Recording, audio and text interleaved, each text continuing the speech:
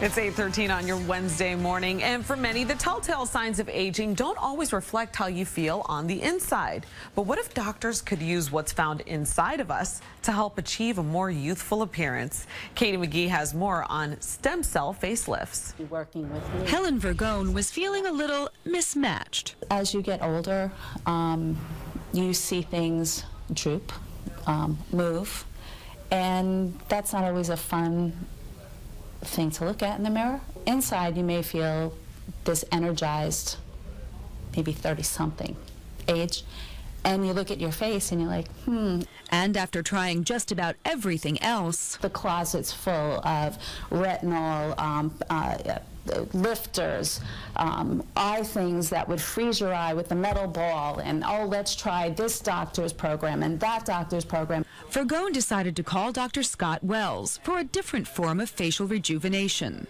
What this is about is really kind of the new direction that we are going in plastic surgery, as opposed to the old methods of really pulling and tugging a lot on the skin. We're aiming for a more natural result, and we get that by actually rebuilding tissue structure naturally. Dr. Wells and his team do this by turning to stem cells. A stem cell is a type of cell that can become other cells. There's stem cells in your heart, in your liver, and importantly for us, there's stem cells in fat tissue. We all have a little bit too much fat, and fat's very easy to assess. It's right underneath the skin. It's not traumatic to get to. It's minimally invasive. So we've been harvesting stem cells from fat tissue. Here's how the 3-hour stem cell facelift works. First, the patient has liposuction to harvest the fat. Next, Doctor Pericles Lantz, a stem cell biologist, carefully extracts the stem cells from the fat. There's a few proprietary techniques that we do, but it's like taking all of the needles out of a giant haystack. The stem cells are then injected into predetermined spots on the patient's face. We typically like to put the stem cells in areas where we want to rebuild tissue volume, and those are cells that have the ability to rebuild tissue structure. Those relocated cells are given a jump start via laser treatment. It's a medically controlled tissue injury, and we know that stem cells respond to tissue injury. They respond to that call. They want to be woken up. They want to be activated. Patients will see an immediate improvement in their skin from the laser, but both doctors say the benefits from the reintroduced stem cells continue to improve over time. Patty Pintaro had the procedure 4 years ago. It's just a game changer. Which exactly what Vergone is going for. Now is the time. I'm feeling good internally.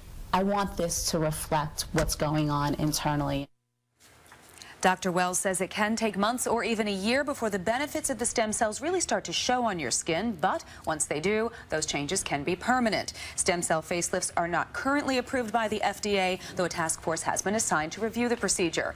As for the cost of a stem cell rejuvenation, Dr. Wells says you're looking at $10,000 to $20,000.